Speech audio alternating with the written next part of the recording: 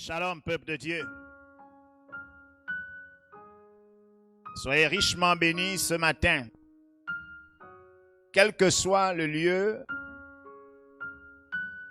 où vous vous situez en ce moment, recevez la pleine bénédiction de Dieu. Que le shalom de Dieu vous atteigne là où vous êtes. Et que ce shalom apporte dans vos vies tout ce qui contribue à la piété, tout ce qui contribue à la vie, tout ce qui contribue à la joie, tout ce qui contribue à la gloire. Nous bénissons notre Père pour ce merveilleux jour. Et nous croyons qu'il a encore pour chacun de nous quelque chose d'exceptionnel. Nous n'avons pas pu vivre jusqu'à présent et que nous allons vivre dès maintenant. Que la louange et la gloire lui reviennent encore. Au nom de Christ Jésus. Amen. La semaine dernière, nous avons parlé de la part de Dieu dans le livre des Actes, au chapitre 2, du verset 17 au verset 21, à propos de la nécessité donc de prophétiser. Le Seigneur nous a dit que dans les derniers temps, dans les derniers jours, je répandrai de mon esprit sur toute chair. Vos fils et vos filles prophétiseront. Vos jeunes gens auront des visions et vos vieillards auront des songes. Oui, sur mes serviteurs et sur mes servantes, dans ces jours-là, je répandrai de mon esprit et ils prophétiseront. Je ferai paraître des prodiges en haut dans le ciel et des miracles en bas sur la terre. Du sang, du feu et une vapeur de fumée. Le soleil changera en ténèbres et la lune en sang avant l'arrivée du jour du Seigneur, de ce jour grand et glorieux. Alors quiconque invoquera le nom du Seigneur sera sauvé. Alléluia. Alléluia. C'est la parole de l'Éternel. Et cette parole ne revient jamais à lui sans accomplir les desseins pour lesquels il l'envoie. S'il y a quelque chose sur lequel, n'est-ce pas, nous devons absolument nous appuyer fermement, c'est la parole de Dieu. Elle est immuable. Elle est absolument certaine. Dieu lui-même veille à son accomplissement. Et depuis la semaine dernière, nous avons vu donc que nous sommes entrés dans les temps de la fin. Et cette parole s'adresse à nous par rapport donc au temps de la fin. Il dit, dans les derniers jours, je répandrai de mon esprit sur vos fils et vos filles et ils prophétiseront. Ce matin, on va mettre un accent particulier sur le verset 17. La deuxième partie, ce verset nous dit, vos jeunes gens auront des visions et vos vieillards auront des songes. Parole de l'Éternel. Vos jeunes gens auront des visions et vos vieillards auront des songes. Alléluia. C'est le prophète Joël dans le chapitre 2 au verset 28, n'est-ce pas, qui nous le montre. Et ce matin, nous voulons donc regarder ensemble la nécessité d'avoir des visions et des rêves. La nécessité d'avoir des visions et des rêves.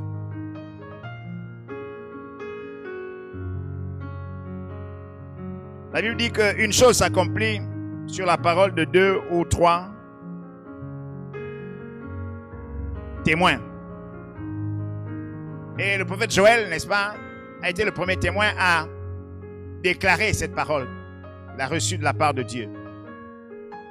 Et Pierre, n'est-ce pas, l'apôtre, la reprend ici.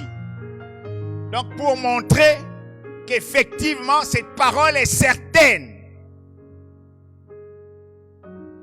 Et si nous n'y prenons pas garde, nous pourrions donc passer à côté d'une bénédiction absolument incroyable que Dieu, n'est-ce pas, a décidé d'apporter à ses enfants. La nécessité d'avoir des visions et des rêves. La vision, c'est quoi? Parce que j'ai regardé dans le dictionnaire, et la vision, c'est une fonction par laquelle les images captées par l'œil sont transmises par les voies optiques au cerveau.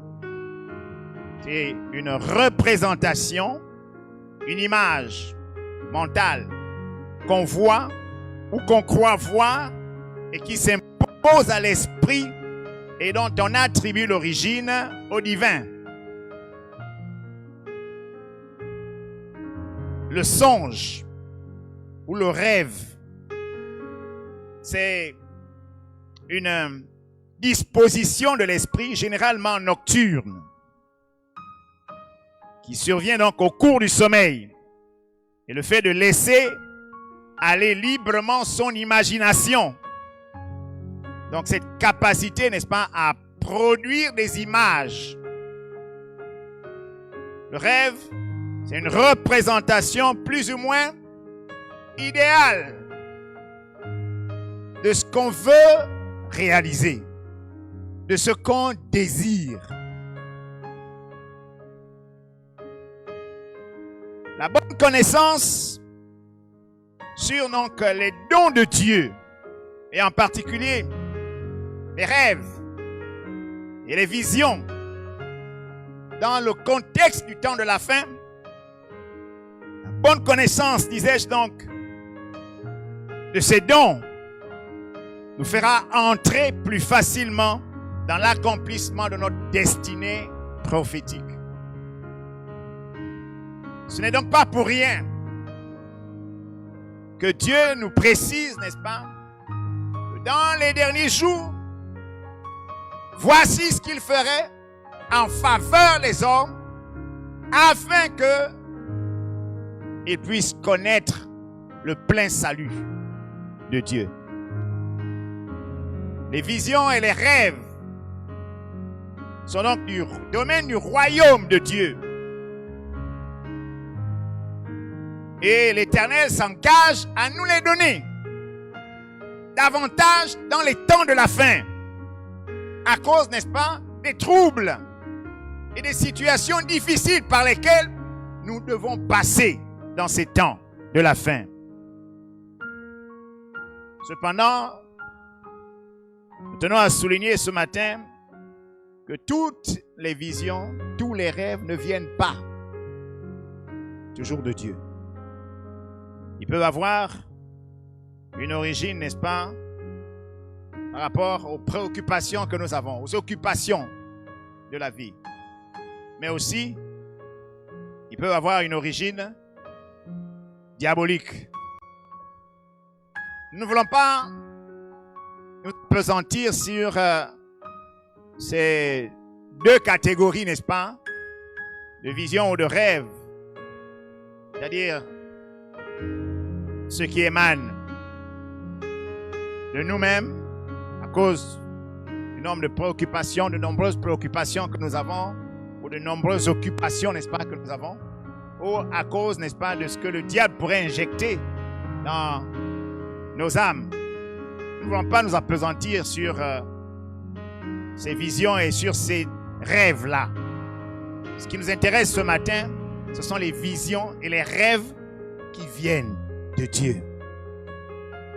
Alléluia. Et pour cela, donc, nous voulons voir dans un premier temps l'importance des visions et des rêves. L'importance des visions et des rêves. L'apôtre Pierre rappelle donc ce que Joël, n'est-ce pas, avait reçu. Il dit, vos jeunes gens auront des visions et vos vieillards des rêves ou des songes. Si cela est important, il est donc important pour nous, nécessaire pour nous, n'est-ce pas, de savoir en quoi cela est-il important. Donc, l'importance des visions et des rêves. Dans le livre de Proverbes, au chapitre 23, le verset 7, voici ce que la Bible déclare. Proverbes 23, verset 7. Concernant l'importance, n'est-ce pas, des visions, l'importance des rêves, mais d'abord l'importance, n'est-ce pas, des pensées, parce que les visions, comme nous avons dit, c'est une représentation. Les visions, les rêves sont une représentation, n'est-ce pas, mentale. Une image, n'est-ce pas, de ce qu'il y a dans nos pensées, dans nos âmes, dans nos cœurs. Et voici ce que Proverbe nous dit. Car il est comme les pensées de son âme. Mange et bois, te dira-t-il, mais son cœur n'est point avec toi. Donc, en fonction de ce que nous avons entre nos deux oreilles, donc nous allons avoir le type, n'est-ce pas, de personne. En fonction de ce qu'il y a entre nos deux oreilles, nous pouvons connaître donc le type de personne. Et la Bible dit, il est comme les pensées de son âme. Il est comme les pensées de son âme. Il est comme les représentations, n'est-ce pas, qui sont dans son âme. C'est pourquoi Dieu nous demande de veiller copieusement, j'allais dire, ou parfaitement, n'est-ce pas, sur ce qu'il y a dans nos âmes. Parce que cela va déterminer, malheureusement, notre destinée. Il est comme les pensées de son âme. Et à propos, donc, des rêves et des visions qui sont dans nos âmes, voici ce que Job, au chapitre 33, les versets 14 et 18 à 18, Job 33, 14 à 18. Voici ce que Job, n'est-ce pas, nous dit. Dieu parle cependant, tantôt d'une manière, tantôt d'une autre, et l'on n'y prend point garde. Il parle par les songes, par des visions nocturnes, quand les hommes sont livrés à un profond sommeil, quand ils sont endormis sur leur couche. Alors, il leur donne des avertissements et met le sceau à ses instructions, afin de détourner l'homme du mal et de le préserver de l'orgueil, afin de grandir son âme ou de garantir son âme de la fosse et sa vie des coups du glaive. Alléluia. Alléluia. Par eux, par les visions, par les rêves, Dieu nous donne donc des avertissements, des instructions pour nous détourner du mal, pour nous préserver de l'orgueil, pour délivrer nos âmes de la mort, de l'amertume et nos vies des coups d'épée, de la guerre, des disputes. Dieu nous parle ici à travers, n'est-ce pas, des visions et des songes, afin que nous ne soyons pas victimes de ces choses. Voyez à quel point cela est important, frères et sœurs, n'est-ce pas, pour nous de recevoir donc de la part du Seigneur les visions et les songes. Les mauvaises pensées, les mauvais comportements sont souvent le fait d'une mauvaise image, une mauvaise vision, n'est-ce pas, de soi, et aussi d'une mauvaise image des autres. Et ces mauvaises pensées, ces mauvais comportements reposent généralement, n'est-ce pas, sur l'ego. Vous voyez, c'est dans cette parole, le Seigneur nous dit, n'est-ce pas, que les visions et les songes viennent pour nous préserver de l'orgueil. Je voudrais donc mettre un accent tout particulier, n'est-ce pas, sur cet aspect-là, parce que là où se trouve l'orgueil, là où l'ego, le moi, est démesuré ou atrophié, il y a problème. Il y a problème vis-à-vis de nous-mêmes, d'abord, mais aussi il y a problème vis-à-vis des autres.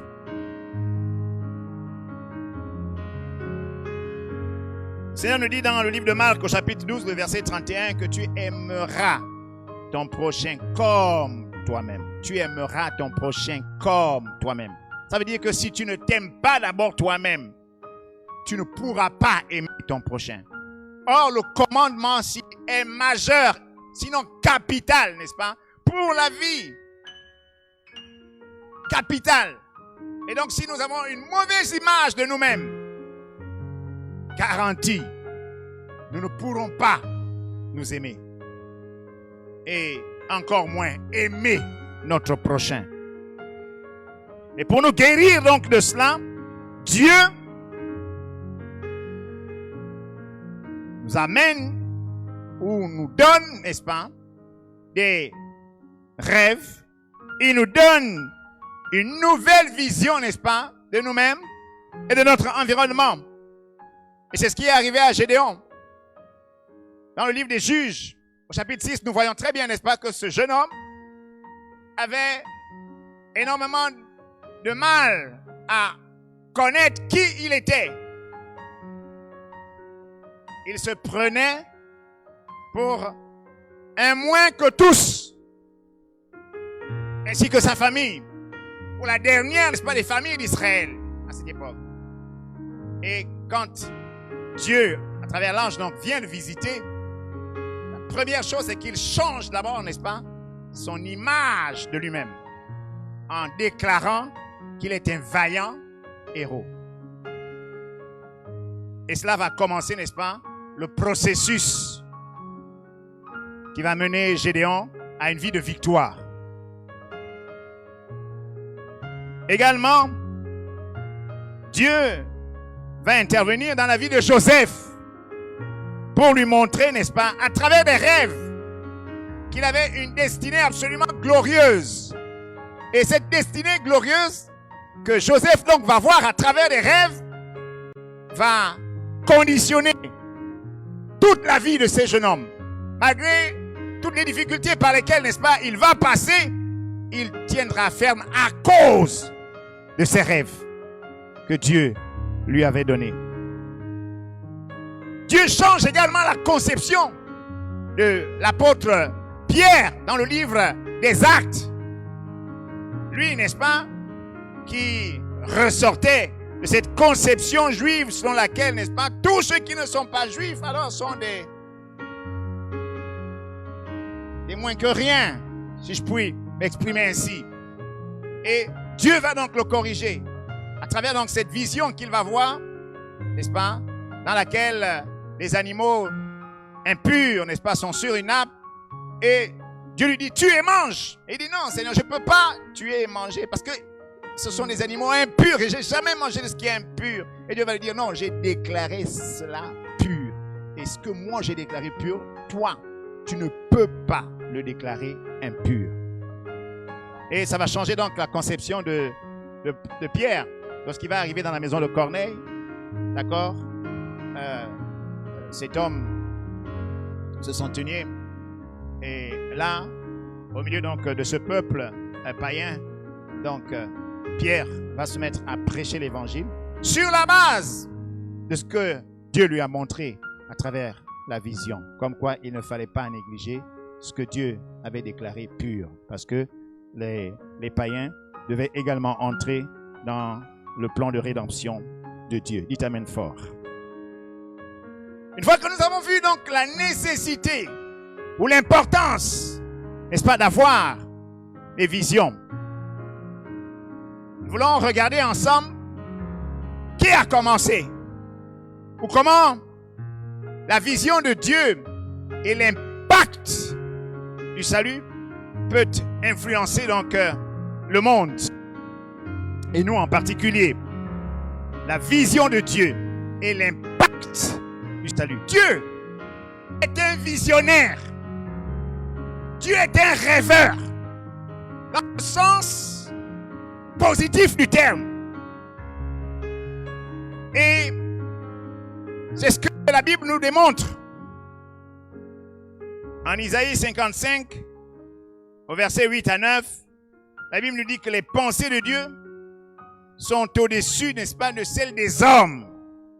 Comme le ciel est au-dessus de la terre. Donc il y a une image absolument extraordinaire pour nous dire que humainement, nous ne pouvons pas souvent cerner, n'est-ce pas, ce qu'il y a dans le cœur de Dieu. Et Dieu est donc celui qui, pour créer toute chose, a commencé à visualiser cela dans son âme. Pour créer la terre, pour créer le ciel et tout ce qui existe. Dieu a d'abord vu cela. Il a eu une vision de ces choses. Et c'est sur la base, n'est-ce pas, de la vision qu'il a eue de ces choses que Dieu a fait des déclarations qui ont amené, n'est-ce pas, ces choses à l'existence. Dans le livre de Jérémie, au chapitre 29, le verset 11, il est dit « Dieu aime l'homme et il crée donc pour lui, n'est-ce pas, un projet extraordinaire. » Jérémie 29, 11. « Car je connais les projets que j'ai formés sur vous, dit l'Éternel, projets de paix et non de malheur, afin de venir et de l'espérance. » Vous voyez ici les questions de projet, de vision ou de rêve que Dieu a à propos, n'est-ce pas, des hommes. Il dit, je connais les projets que j'ai formés pour vous, dit l'Éternel. Projets de paix et non de malheur, afin de vous donner un avenir et de l'espérance. Dieu aime l'homme et crée donc un projet global extraordinaire. Une vision extraordinaire. Le salut éternel pour la création entière. Lorsque l'homme a péché, mais la terre entière, n'est-ce pas, est entrée comme dans un bouleversement. La création entière a subi un bouleversement terrible. Mais Dieu, à cause de la vision, n'est-ce pas, qu'il avait pour l'homme et pour sa création, déclare que la chose ne va pas rester en l'état et qu'il va donner au travers, n'est-ce pas, de son plan de rédemption un salut éternel pour toute la création. Et Joël fait bien, n'est-ce pas, de le rappeler au verset 25. Joël chapitre 2, verset 25. Il dit, je remplacerai. Vous voyez le plan de Dieu, le projet de Dieu, la vision de Dieu. Il dit, je vous remplacerai les années qu'ont dévoré la sauterelle, le Gélec, le Hazil et le Gaza, ma grande armée que j'avais envoyée contre vous. Je remplacerai les années qu'ont dévoré, n'est-ce pas, tous ces dévoreurs. Je remplacerai cela. Et c'est par la suite que nous arrivons, n'est-ce pas, au verset 28, où il déclare, n'est-ce pas, que voici, je répandrai sur vous mon esprit et vous prophétiserez. Vos jeunes gens auront des visions et vos vieillards des songes. Donc ici, n'est-ce pas, c'est le moyen pour atteindre, n'est-ce pas, cette vision que Dieu avait déjà de restaurer, n'est-ce pas, toute chose au profit, n'est-ce pas, des hommes. Je répandrai de mon esprit. C'est le moyen. Et vous prophétiserez. Et vous aurez des visions. Et vous aurez des songes. Afin d'aboutir, n'est-ce pas, à cette grande restauration que j'ai prévue, n'est-ce pas, pour vous. À ce grand salut. Dieu commence toujours à nous donner le meilleur. Afin que Pour le reste, nous n'ayons aucun doute. Dieu restaure toutes choses. La volonté de Dieu. Dans le projet de Dieu, il est question de restauration totale et parfaite. Dieu n'a rien laissé au hasard. Absolument rien. C'est pourquoi, n'est-ce pas, en Isaïe, il est dit que les pensées de Dieu sont au-dessus des pensées des hommes. Comment l'homme peut-il appréhender seulement ou s'imaginer un seul jour, n'est-ce pas, que l'œuvre du Seigneur peut être une œuvre incomplète? Ce n'est pas possible. Ce n'est pas possible. Ce n'est pas possible. Dieu va au-delà de tout ce qu'on peut penser ou imaginer. Et donc, quand il a projeté, n'est-ce pas, la restauration pour sa création, Dieu a prévu des choses absolument extraordinaires. Frères et sœurs, je voudrais dire ce matin que tu ne peux pas être un homme de rêve, un homme de vision, si tu n'as pas compris d'abord la vision de Dieu, si tu n'as pas compris le rêve de Dieu. Il y a un rapport entre ce que Dieu est en train de faire, ce que Dieu a prévu de faire pour toi et pour moi, et la vision ou le rêve, n'est-ce pas, dont tu as besoin pour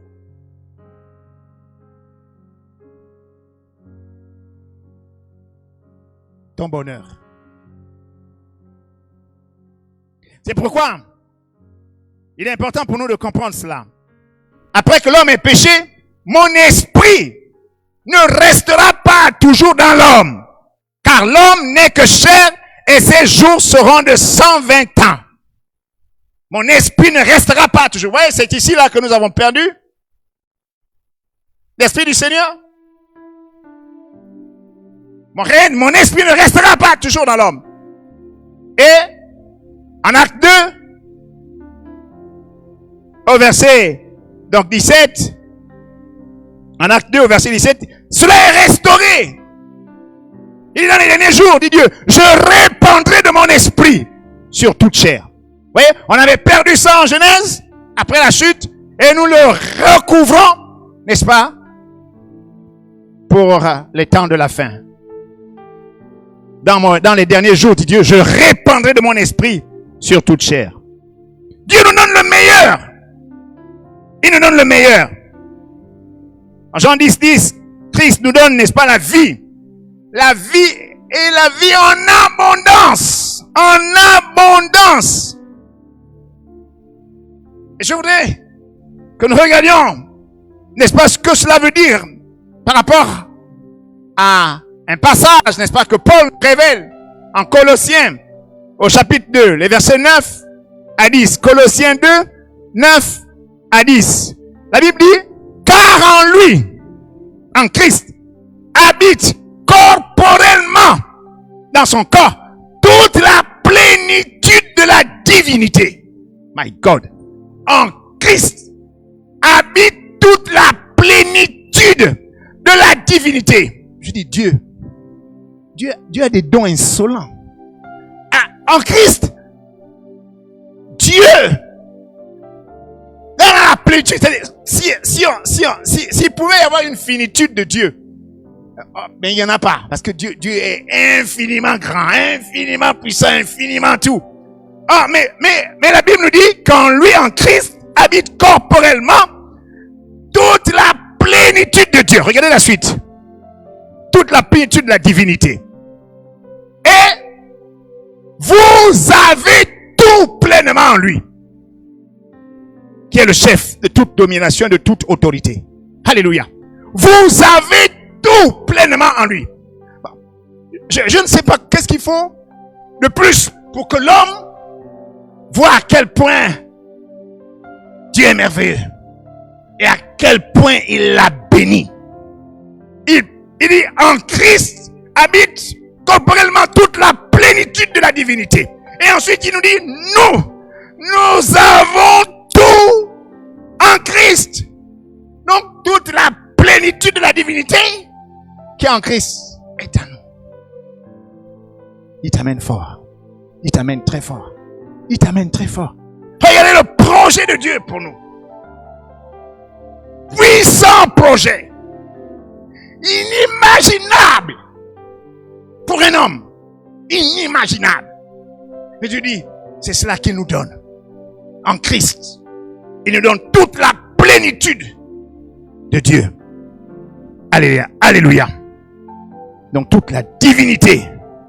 Il restaure nos pensées également. Dieu restaure nos pensées. Philippiens, au chapitre 4, les versets 8 à 9.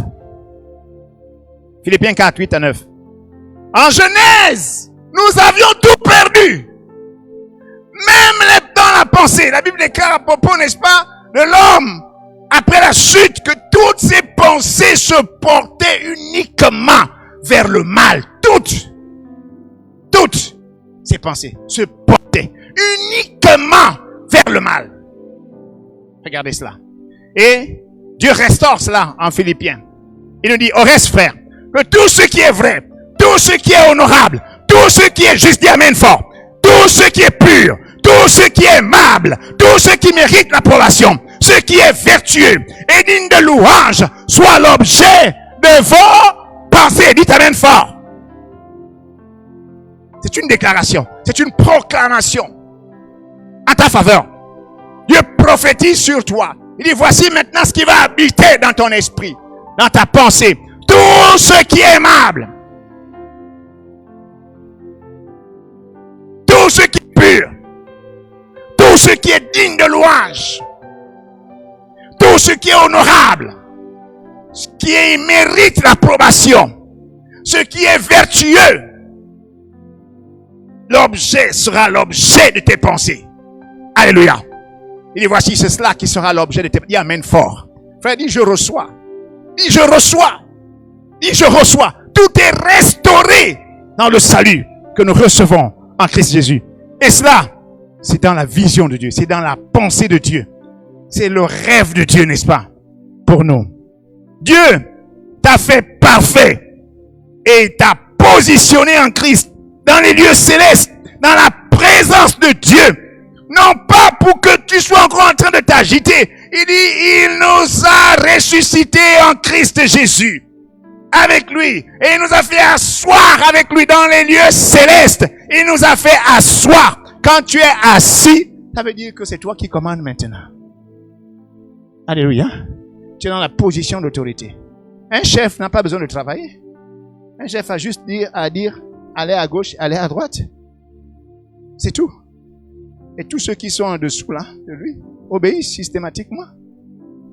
Alléluia. S'ils n'obéissent pas, il y a des autorités pour s'occuper d'eux. Amen, amen. Il y a des autorités pour s'occuper d'eux. C'est tout. Un chef, qu'est-ce qu'il a à faire? Il rêve. Un chef fait quoi? C'est un visionnaire. Le travail du chef, c'est de rêver. Le travail du chef, c'est de visionner. Alléluia. Un chef qui n'a pas de vision, il est dangereux. C'est un dangereux chef. Un chef qui n'a pas de rêve, qui n'a pas d'ambition, c'est un mauvais chef. Alléluia. On ne te demande pas d'exécuter des tâches. L'exécution des tâches, c'est pour les subalternes. Mais toi, Dieu t'a positionné parce qu'il t'a tellement aimé qu'il t'a tout donné, au-delà de ce que tu peux penser ou imaginer. Il t'a positionné dans la position la plus haute. Pas pour que tu sois là encore en train de t'agiter, mais pour que tu sois là en train de réfléchir. Alléluia. En train de rêver. Il te faut avoir une vision. Dis avec moi, c'est obligatoire. Dis avec moi, c'est obligatoire. Sinon, on te dégage, frère. Sinon, on te dégage. Et malheureusement, nous avons des cimetières qui sont remplis de chefs, des seigneurs, des fils et des filles de Dieu. Sans rêve. Ils n'ont laissé aucun rêve pour l'humanité. Aucun.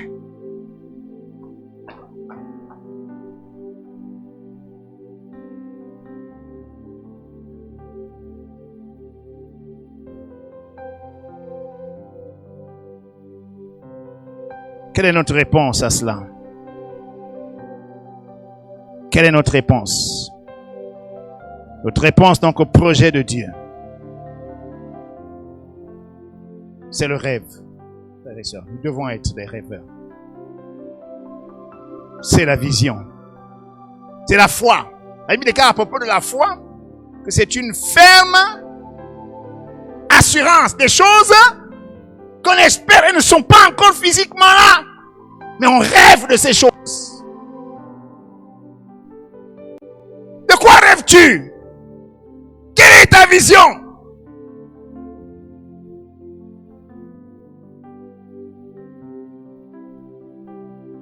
Dans le livre de Genèse, lorsque Dieu crée l'homme, il est censé être le chef. Est-ce que vous comprenez? Alors, il fait apparaître la femme de l'homme. Et il dit de cette femme qu'elle est laide. Elle va l'aider. Elle va l'aider. Une femme vient pour t'aider. Eh bien, aider un chef, c'est quelqu'un qui est censé avoir une vision. Un rêve.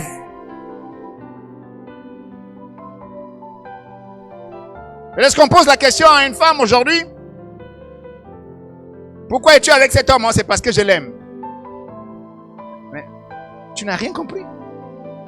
Tu n'es pas une affaire parce que je l'aime. Tu viens l'aider à faire quoi? Il n'a aucune vision. Quelqu'un qui n'a aucune vision, aucun rêve. Garantie, ce couple aura des problèmes. Parce que la fonction de la femme, c'est venir t'aider dans ton rêve, dans l'accomplissement de ton rêve. Dans l'accomplissement de cette vision que tu as reçue de la part du Seigneur. Si tu n'as pas de rêve, tu n'as pas de vision, vous allez tourner en rond. Et le ménage, le foyer sera triste. Il sera désagréable. C'est à cause de cela qu'on a beaucoup de désordre dans tous les foyers aujourd'hui.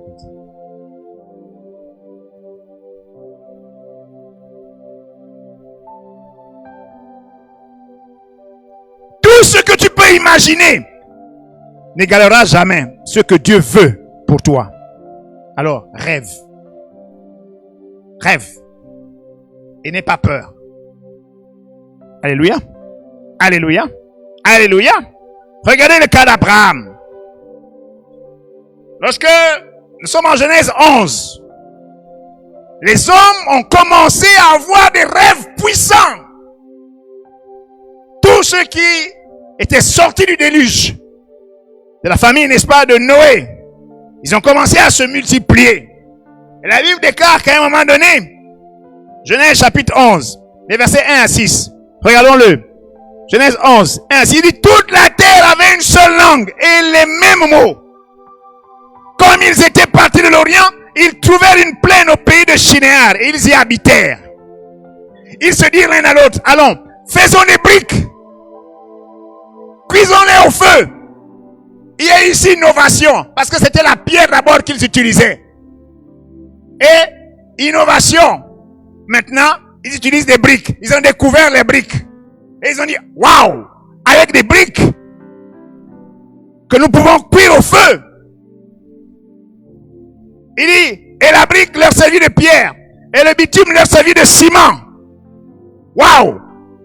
Il dit encore, allons, bâtissons-nous une ville, et une tour dont le sommet touche au ciel. Regardez le rêve de ces gens. Il dit alors, regardez, nous avons maintenant des briques, et nous pouvons faire, n'est-ce pas, du ciment. Alléluia. Donc, bâtissons-nous une ville, une tour dont le sommet va atteindre le ciel. Et faisons-nous un nom, afin que nous ne soyons pas dispersés sur la face de toute la terre. Alléluia. Alléluia. Alléluia. Grande ambition, grand rêve. Regardez la suite. L'Éternel descendit pour voir la ville et la tour que bâtissaient les fils des hommes. Et l'Éternel dit, voici, ils forment un seul peuple et ont tous une même langue. Et c'est là ce qu'ils ont entrepris. Maintenant, rien ne les empêcherait de faire tout ce qu'ils auraient projeté. Rien. Rien ne peut empêcher quelqu'un de faire tout ce qu'il a rêvé. Tout ce qu'il a projeté. Est-ce que vous comprenez? Est-ce que vous comprenez? C'est puissant. La puissance du rêve. La puissance de la vision que vous avez. Personne ne peut vous empêcher. de ne pas l'accomplir. À part vous-même. À part vous-même. Alléluia. Sauf que la motivation pour eux était mauvaise. Ils ont dit, faisons-nous un nom. Montons au ciel. Soyons comme Dieu. Ouais, les mêmes causes, n'est-ce pas, qui ont amené la chute d'Adam et Ève. Hein?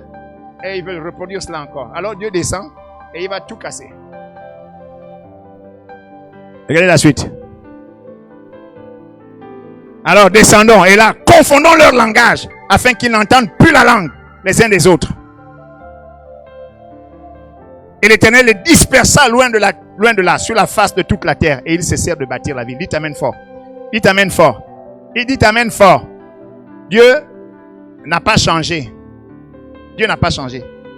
Si nos rêves, si nos visions, nos ambitions n'épousent pas la volonté de Dieu, vous comprenez? Il viendra, il cassera encore. Et il détruira encore. Il détruira.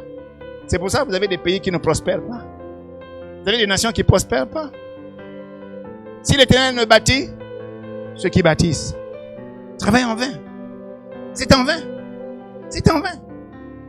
Dieu viendra, il regardera encore et il fracassera. Il donnera un coup de pied encore dedans.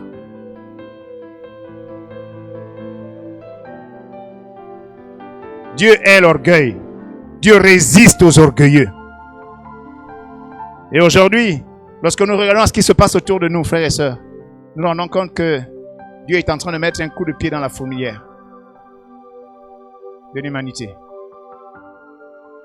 Vous voyez, les hommes ont commencé à s'enorgueillir, n'est-ce pas, de ce qu'ils sont en train de construire. De tous les grands commerces qu'ils sont en train de bâtir à travers le monde entier. Il y a des hommes d'une richesse absolument insensée sur la terre. Ils utilisent cette richesse maintenant à faire des choses qui sont désagréables aux yeux de Dieu. Dieu viendra et il mettra un coup de pied dedans. Au commencement, donc Dieu va recommencer tout cela. Parce que c'était mauvais. L'ambition n'était pas bonne. La motivation n'était pas bonne. Alors, il va rechercher donc au chapitre 12 de Genèse, il va rechercher un homme, Abraham. À partir duquel, ou avec lequel, n'est-ce pas, il va commencer à travailler. Sur la base de quoi? Des visions. Sur la base des visions. Sur la base des rêves. Dieu communique d'abord à Abraham. Au chapitre 12. Genèse 12, le verset 1 à 3. Il communique à Abraham, n'est-ce pas, sa vision. L'Éternel dit à Abraham, va-t'en de ton pays, de ta patrie, de la maison de ton père, dans le pays que je te montrerai. Je ferai de toi une grande nation. Je ferai de toi une grande nation. Vous comprenez? Je ferai de toi une grande nation. Donc c'est pas le problème avec ceux dont la tour, n'est-ce pas, a été brisée. C'est pas le fait qu'ils aient cherché à être une grande nation. Non, mais c'est la motivation qui était mauvaise. Et ils ont écarté Dieu de l'affaire. Je ferai de toi une grande nation. C'est Dieu qui doit être à l'origine, qui doit être au commencement. C'est Dieu qui doit être avec nous dans l'affaire. Je ferai de toi une grande nation. Et je te bénirai. Je rendrai ton nom grand. Et tu seras une source de bénédiction. Verset 3. Je bénirai ceux qui te béniront. Et je maudirai ceux qui te maudiront. Et toutes les familles de la terre seront bénies en toi. Dites amen fort. Béni soit le nom du Seigneur. La réponse d'Abraham, voyez-vous, nous la voyons dans une rencontre particulière. Alors Dieu va se manifester d'une manière toute particulière, n'est-ce pas, à travers quelqu'un de particulier. Vous voyez, au chapitre 14. Au chapitre 14, là, il y a une rencontre particulière. À partir du verset 17 jusqu'au verset 24. Un texte absolument fabuleux. Et je cherche toujours à comprendre aujourd'hui, n'est-ce pas, toute l'implication, toute la signification de ce texte. Voilà. Abraham vient, n'est-ce pas, de sauver son neveu Lot. Il vient de faire une guerre contre tous ceux qui ont capturé, n'est-ce pas, Lot. Et il a remporté la victoire. D'accord? Et le roi de Sodome vient, en principe, pour, n'est-ce pas, féliciter, rendre grâce à Abraham et tout ça. Et puis, tout d'un coup, il y a un personnage qui apparaît. La Bible déclare qu'il s'appelle, et on va voir son nom tout à l'heure, Melchisédek, roi de Salem. Il fit apporter du pain et du vin. Il était sacrificateur du Très-Haut. une rencontre absolument inouïe. Il était sacrificateur du Très-Haut. Il bénit Abraham et dit, béni soit Abraham par le Dieu Très-Haut, maître du ciel et de la terre. Béni soit le Dieu Très-Haut qui a livré de tes ennemis entre tes mains. Et Abraham lui donna la dîme de tout. Il t'amène fort. Et Abraham lui donna la dîme de tout. Regardez cette rencontre. Une rencontre entre deux visionnaires. Il dit, béni soit Abraham. Remonte au chapitre 19. Il bénit Abraham et dit, béni soit Abraham par le Dieu Très-Haut, maître du ciel et de la terre. Lui, il connaissait le Dieu Très-Haut, maître du ciel et de la terre. Alléluia. Et Abraham est surpris de voir quelqu'un qui connaît ce Dieu particulier, n'est-ce pas, qui lui est apparu. Waouh! Et lui, Melchisédek donc commence à bénir Abraham. Et Abraham se rend compte donc que le plus petit est béni par le plus grand. D'accord? Et donc par conséquent, qu'est-ce qu'il fait en retour? Il lui donne la dîme de tout ce qu'il a. Il lui donne la dîme de tout. Merveilleuse rencontre entre deux hommes de vision. Hommes de vision. Dieu t'a béni et Dieu veut te bénir. Dieu veut te bénir. Dieu t'a béni de toutes sortes de bénédictions spirituelles en Christ Jésus. Mais quelle est ta réponse? Comment tu réponds à cela? Comment tu réponds? Si ta vision est fermée, si tu vois rien par rapport, n'est-ce pas, au plan de salut, de ce grand salut de Dieu, si tu n'as pas une vision des choses, si tu n'as pas un rêve par rapport à tout cela, dans lequel, n'est-ce pas, tu te positionnes dans tout le plan de salut de Dieu, si tu n'as pas un rêve à l'intérieur, si tu n'as pas une vision des choses à l'intérieur, comment pourras-tu répondre à toutes les bénédictions auxquelles Dieu t'a dû participer?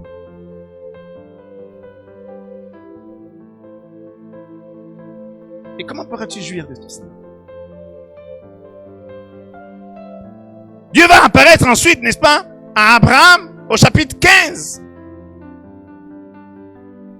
Parce qu'Abraham a un problème. Il ne fait pas d'enfant. Il est stérile avec son épouse. Et là, Dieu pourra lui montrer que la chose va s'accomplir. D'accord? Qu'est-ce qu'il fait? Il lui donne une vision. Il y sort et regarde les étoiles du ciel. Si tu peux les compter, compte-les, parce que ainsi sera ta postérité. Alléluia. La vision. La vision. La vision. Et parce qu'Abraham a cru à cela, Dieu l'a déclaré juste. Il l'a justifié. Tu as besoin donc de la vision, de ces grandes visions, de ces rêves, de ces grands rêves, pour répondre véritablement au merveilleux salut que Dieu t'a accordé en Christ Jésus. Nous sommes aujourd'hui dans le contexte, n'est-ce pas, du règne du mensonge. Avec le Covid-19, voyons face à face, comme dirait, n'est-ce pas, quelqu'un, le règne du mensonge. Avec tous les faux tests médicaux, n'est-ce pas, dont on nous parle à gauche et à droite. Et au milieu de tout cela, Dieu nous dit, dans les derniers jours, dans ces jours-ci, je répandrai de mon esprit et je vous donnerai des rêves, je vous donnerai des visions. Alléluia. Voici une réponse absolument puissante du Seigneur. Est-ce qu'il va trouver quelqu'un prêt à recevoir des visions et prêt à recevoir des rêves? Quelqu'un qui soupire après cela.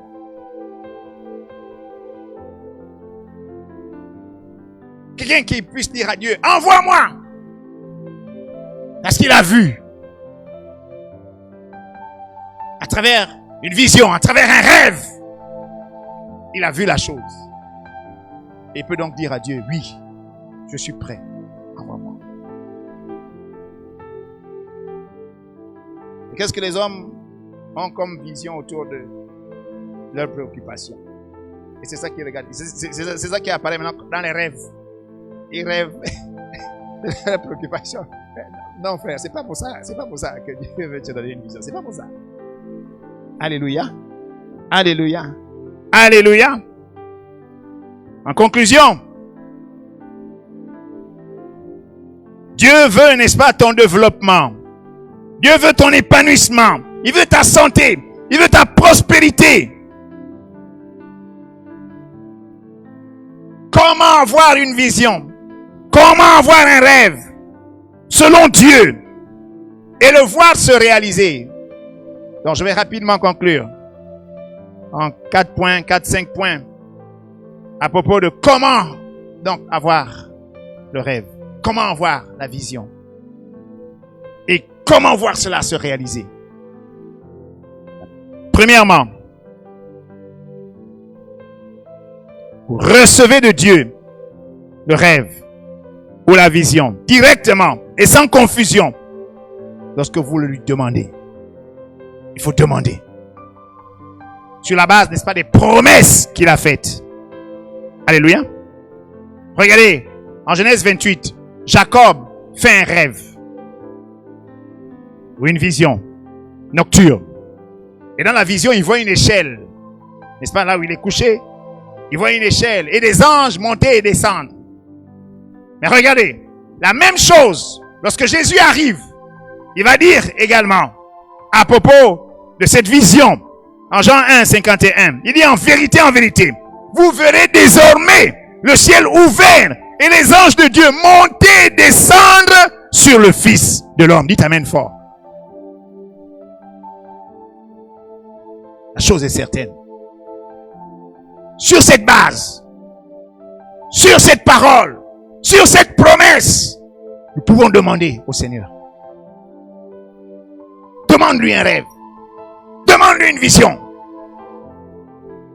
de sa part.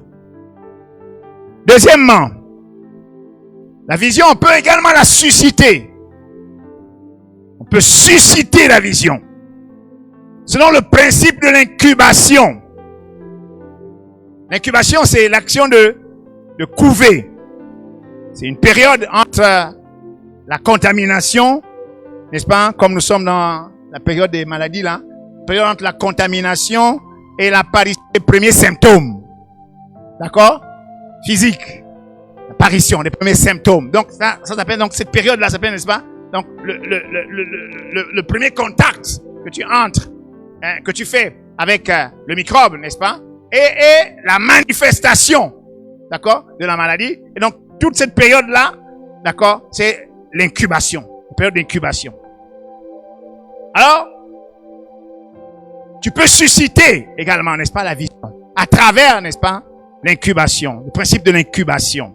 C'est-à-dire, la capacité que tu as, ou le phénomène, n'est-ce pas, qui va se passer lorsque tu es exposé, n'est-ce pas, par tes yeux. Tu es exposé à quelque chose. Tu es exposé à quelqu'un. Regardez en Hébreu, au chapitre 1. La Bible parle de Christ comme étant le reflet de la gloire du Père, ou l'image de la gloire du Père. Pourquoi? Parce qu'il est resté auprès du Père. Il est tout le temps auprès du Père. Et donc, le fait, n'est-ce pas, de contempler le Père, n'est-ce pas, cette image du Père. La Bible déclare donc à propos de cela, n'est-ce pas, qu'il est devenu donc l'image du Père, le reflet de cette gloire. Donc quelque chose, n'est-ce pas, a incubé en lui, du Père. Alléluia. Il dit, celui qui m'a vu, a vu le Père. Dites amen fort. Voilà. Donc c'est dans le même sens que l'Église, n'est-ce pas, est le reflet de la gloire de Christ. L'Église est le reflet de la gloire de Christ. Hein? Donc, le fait que nous soyons continuellement au contact du Christ, au contact du Seigneur, donc, nous devenons donc le reflet de sa gloire. Il y a donc une incubation qui se produit en nous, de telle sorte que, garantie, quand tu apparais là, on voit la gloire de Dieu sur toi. Regardez Moïse, il s'en va pendant 40 jours sur la montagne. Il reste dans la présence de Dieu. Quand le gars descend de là, my God, il est transfiguré. Est-ce que vous comprenez ça? Il est transfiguré. La gloire de Dieu est sur lui. Corporellement. Le fait d'être en D'accord? Il y a une incubation, n'est-ce pas, qui se fait en vous. Est-ce que vous comprenez? Donc, il y a une image qui se crée en vous. Il y a un rêve, il y a une vision qui se crée en vous. Et, au bout d'un certain temps, cette vision prend forme. Et elle finit par se manifester. Alléluia. Et ce principe est absolument bien décrit dans le livre de Genèse, au chapitre 30, les versets 31 à 43. Genèse 30, 31 à 43.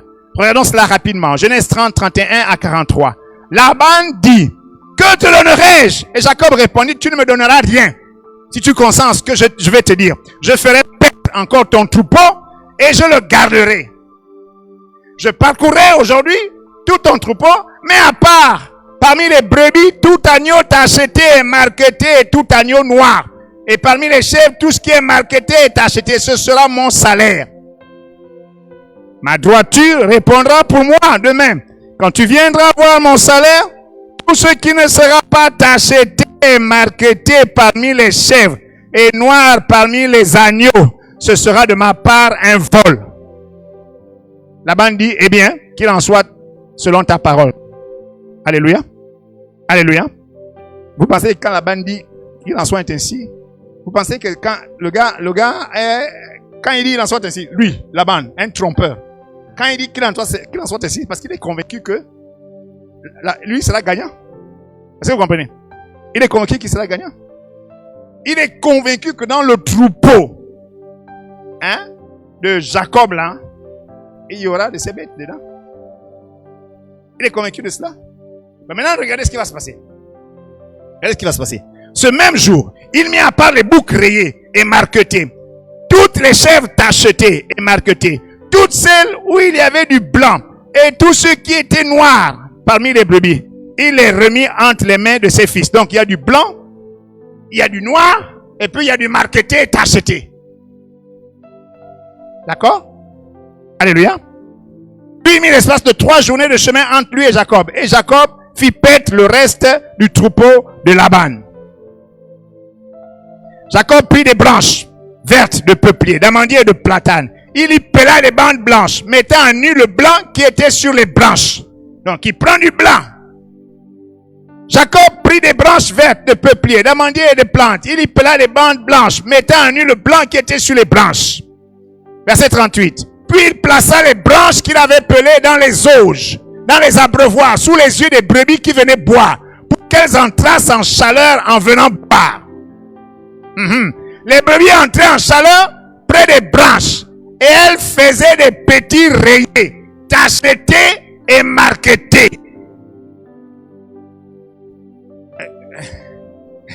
C'est-à-dire qu'en principe, les femelles là étaient noires. Est-ce que vous comprenez? Elles étaient noires.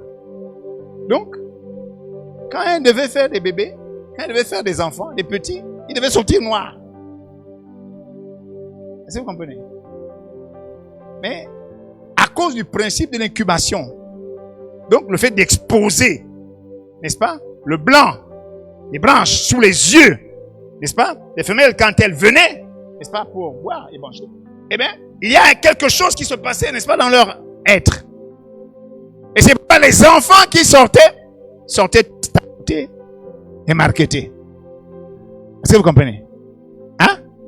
Jacob séparait les agneaux et il mettait ensemble ceux qui étaient rayés et tout ce qui était noir dans le troupeau de Laban.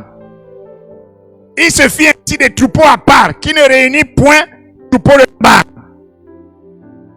Toutes les fois que les brebis vigoureuses entraient en chaleur, toutes les brebis vigoureuses, Jacob plaçait les branches dans les eaux sous les yeux des brebis pour qu'elles entrassent en chaleur près des branches. Donc voici une brebis, n'est-ce pas, noire, vigoureuse, et il prend, normalement l'enfant qui doit être là, on doit avoir que du noir. Et il prend, n'est-ce pas, les branches de peuplier et autres qu'il a pelées, et donc le blanc là, il expose, n'est-ce pas, devant les yeux de la bête, et l'enfant qui naît tacheté et marqueté. Sous les yeux. Quand les brebis étaient chétives, il ne les plaçait point. De sorte que les chétives étaient pour Laban et les vigoureuses pour Jacob. Verset 43. Cet homme devint de plus en plus riche. Il eut du menu bétail en abondance, des servantes et des serviteurs, des chameaux et des ânes. Dites amen fort. Il devient comment? De plus en plus riche. Il est parti de là fort riche. Fort riche. Parce qu'il avait la vision de la richesse. Hein? Il avait la vision de la richesse. Dites amen fort. Dites amen fort. Je dis à quelqu'un ce soir, c'est ton partage. C'est ton héritage. Amen, amen. Deuxièmement, donc une fois que nous avons compris la nécessité, n'est-ce pas, pour nous de demander à Dieu des visions et des rêves. Une fois que nous avons compris le principe, n'est-ce pas, de l'incubation. D'accord? Si vous voulez avoir un rêve glorieux, n'allez jamais marcher, je vais dire un rêve de riche. N'allez jamais marcher avec des pauvres. Hein? Vous allez rêver la pauvreté. Vous comprenez, non? Vous allez rêver la pauvreté. Si vous voulez, vous voulez devenir riche, exposez-vous, n'est-ce pas, aux gens qui sont riches. Exposez-vous au milieu riche.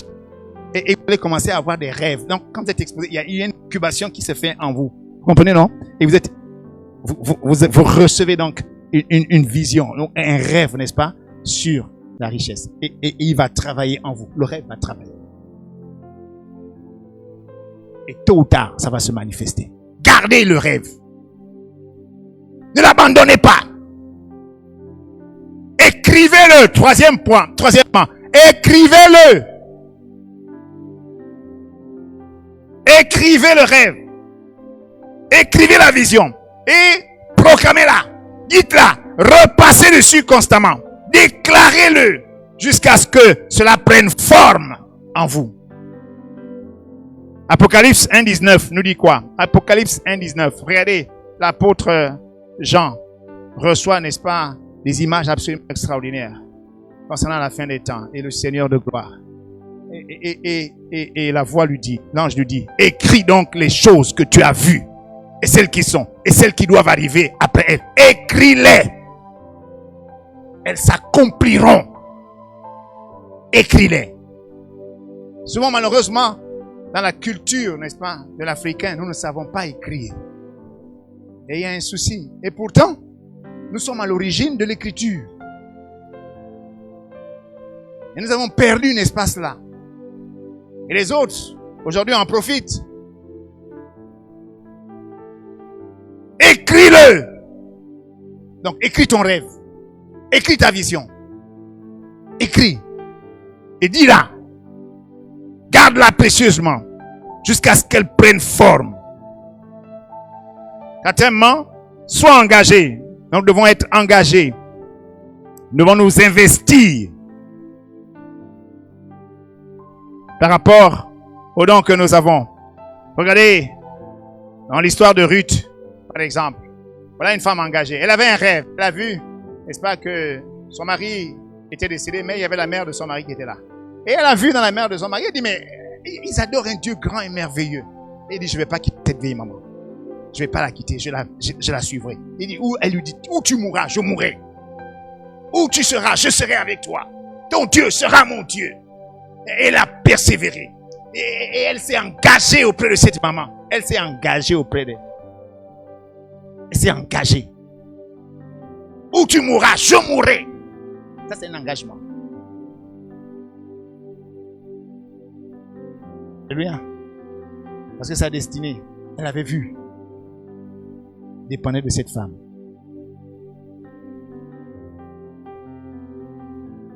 Regardez Martin Luther King. Regardez Nelson Mandela. Des hommes qui ont reçu, n'est-ce pas, une vision ou un rêve concernant leur nation, concernant leur peuple. Et ce rêve, ces visions, n'est-ce pas, les ont amenés à un engagement total. Toute leur vie était engagée à cela. Toute leur vie était engagée. Et ils en sont morts. Pour Martin Luther King, notamment. Il est mort. Mandela a été en prison une vingtaine d'années à cause de ce rêve. De voir, n'est-ce pas, la ségrégation raciale disparaître de l'Afrique du Sud.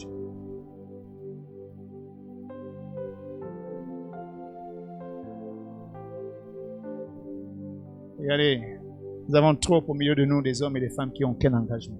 On est engagé à rien.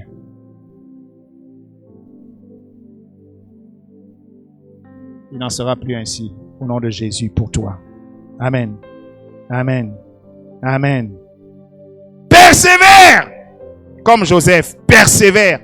Quelle que soit l'adversité. Parce que dès que tu es porteur d'un rêve, dès que tu es porteur d'une vision, il y aura de l'adversité. Il y aura de l'adversité. Alors persévère. Bats-toi. Quelle que soit l'adversité, persévère, car la victoire est assurée. La victoire est assurée.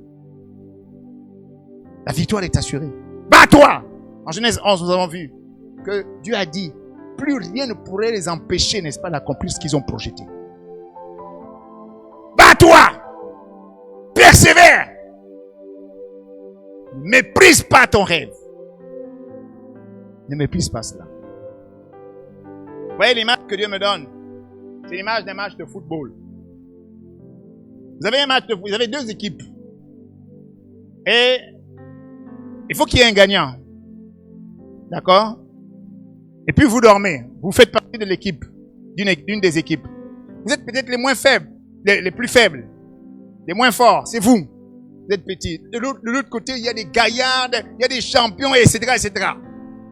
Mais vous dormez, et dans la nuit, Dieu vient vous dire, hein? Vous avez la victoire. La victoire est à vous. C'est un rêve.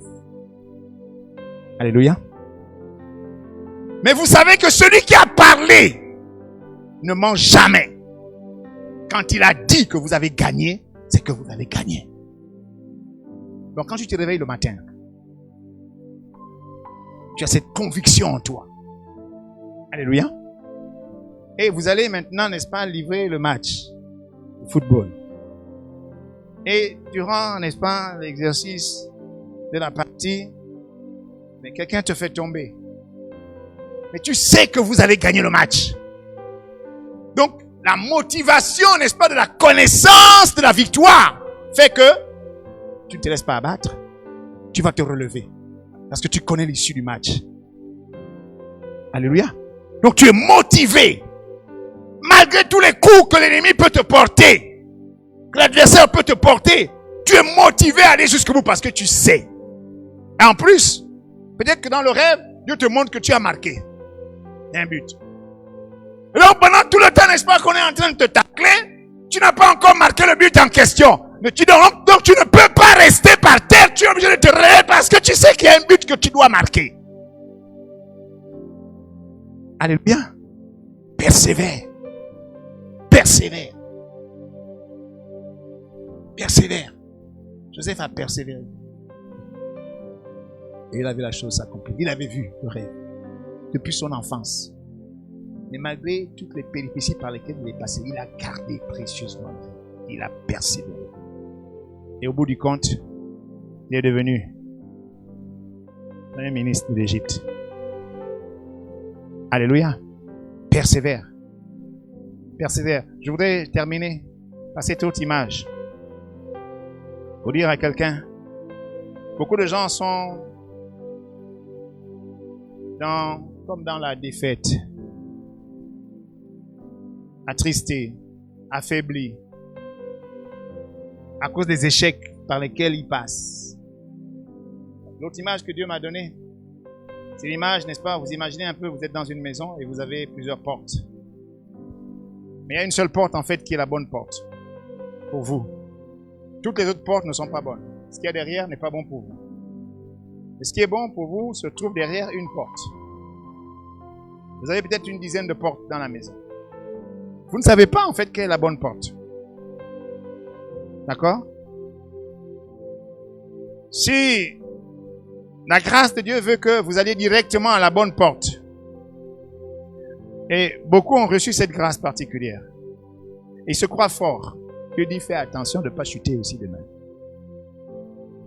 Parce que quand vous êtes dans la bonne porte, n'ayant pas visité toutes les autres portes, vous avez comme l'impression que bon, vous pouvez aussi en visiter l'autre porte à côté, aussi du bon là-bas. Et vous n'êtes pas totalement satisfait en fait de ce que vous avez. Et vous pensez que vous pouvez encore en avoir mieux. D'accord? Eh bien, peut-être qu'un jour, vous sortirez de la bonne porte pour aller dans les portes d'à côté. Et là, vous allez commencer, n'est-ce pas, à être confronté à ce qui est mal. Et comme vous n'avez pas été habitué justement à l'épreuve, aux épreuves, vous voyez? Parce que pour vous, la vie a été facile, quoi. La vie a été facile. Et vous n'étiez pas habitué à l'épreuve. Alors, la moindre mauvaise porte que vous allez rencontrer, dans laquelle vous allez entrer, vous pouvez être totalement découragé parce que vous allez voir, parce que vous allez vivre et y laisser même votre peau. Parce que vous n'avez pas été encouragé, n'est-ce pas, dans l'endurance. En revanche, celui qui a dû passer par les autres portes, il entre dans la porte, il voit que c'est pas bon, il souffle là-dedans, mais il ressort quand même. Et puis ensuite, il repart dans la deuxième porte. Il passe cette deuxième porte. Là encore, en fait, c'est pas bon. Donc, il souffle là-bas, et puis il ressort quand même. Donc, il va faire le tour, n'est-ce pas, de toutes les portes. Toutes les 9 portes. Avant d'arriver à la bonne porte. En fait, l'échec n'est pas une fin pour toi. L'échec te rapproche du but. Est-ce que vous comprenez? Donc, il aura visité toutes les autres portes et, in fine, il tombe sur la bonne porte. Une fois qu'il entrera là, il verra que c'est du bon. Et comme il avait déjà visité toutes les autres portes, il a vu qu'il n'y a rien de bon là-bas, alors il ne ressortira plus de là. Alléluia. Alors, je dis à quelqu'un ce matin, persévère. Persévère. Dieu t'a donné un rêve. Dieu veut te donner une vision particulière. Reçois-la et persévère. Elle s'accomplira. La chose s'accomplira. C'est le raccourci souvent que Dieu prend. Est-ce qu'il y a des raccourcis absolument exceptionnels comme ça avec le Seigneur? C'est un des raccourcis que Dieu prend, n'est-ce pas, pour nous amener à l'accomplissement de notre destinée. Non pas selon les voies des hommes. Alléluia. Mais selon ses voies à lui. La nécessité pour nous d'avoir un rêve, d'avoir une vision, s'impose. Que Dieu bénisse sa parole. Amen, amen. Amen, amen. Amen, amen. Est-ce qu'on peut prier?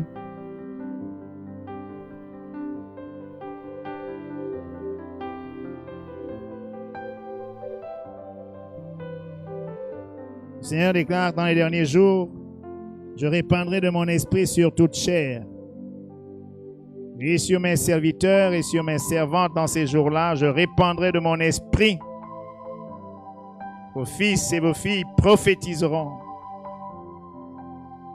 Vos jeunes gens auront des visions et vos vieillards des songes. Notre Père et notre Dieu, nous te sommes pleinement reconnaissants parce que tu as connu le besoin de l'homme. Tu as connu notre besoin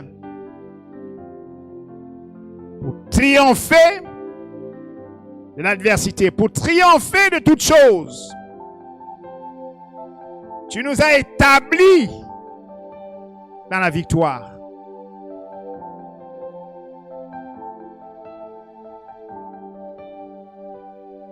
Tu commences toujours par le meilleur. Tu commences par la fin. La Bible déclare que la fin d'une chose vaut mieux que son commencement. Mais toi, Seigneur Père, tu ne fais pas venir un enfant au monde une fois qu'il n'est pas totalement formé. Dans ton plan parfait, tu le formes d'abord totalement avant de le faire paraître au monde. Tu ne fais pas une œuvre inachevée. Tu fais une œuvre totalement achevée. Et quand tu nous as fait paraître en Christ Jésus, l'œuvre était totalement achevée. Et tu nous as positionnés dans les lieux célestes. Tu nous as établis dans la victoire. Oui, Père. Maintenant, nous avons fait comme un déroulement du processus à l'envers pour nous faire commencer maintenant au commencement. Mais nous connaissons déjà la fin. Et souvent nous avons oublié, Père, ou nous avons négligé, nous n'avons pas connu cette fin. C'est pourquoi tu nous donnes des rêves, tu nous donnes des visions. De la fin, comme tu l'as fait avec Joseph, comme tu l'as fait avec Jésus, comme tu l'as fait avec les prophètes. Tu nous donnes une vision des choses de la fin. Tu nous donnes un rêve. Martin Luther King pouvait dire, j'ai fait un rêve. Et dans ce rêve, j'ai vu les fils et les filles des esclaves s'asseoir à la table des fils et des filles des esclavagistes. Oh Père, cela était impensable alors. Mais le rêve s'est accompli. Merci de répandre, Seigneur notre Dieu, rêve et vision encore dans ton Église. Donne-nous, selon que tu as dit oui, j'ouvrirai encore les écluses des cieux. Et vous verrez les anges de Dieu monter et descendre sur le Fils de l'homme. Et tu nous as mis dans le Fils de l'homme.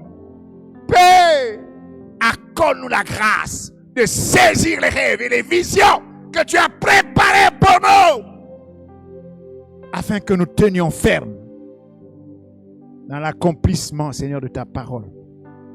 Que nous puissions remonter le processus fermement. Que nous puissions remonter le processus, notre Dieu, jusqu'à atteindre notre destinée prophétique. Qu'il en soit ainsi, pour la gloire de Dieu. Tu l'as fait pour Joseph. Tu l'as fait pour Abraham. Tu l'as fait pour Jacob. Seigneur, tu n'as pas changé. Tu l'as fait, Seigneur, pour Paul. Tu l'as fait pour Pierre. Tu l'as fait pour Jean. Tu n'as pas changé. Merci de le faire encore pour nous aujourd'hui. Entre tes mains, nous nous abandonnons et nous te recommandons, Seigneur, ton Église. Louange et gloire à toi. Confusion, ruine et désolation dans le camp de tous nos ennemis. Car c'est à toi et à toi seul, Père, qu'appartiennent le règne, la puissance et la gloire. Au siècle des siècles, nous avons prié. Au nom de Christ Jésus. Amen.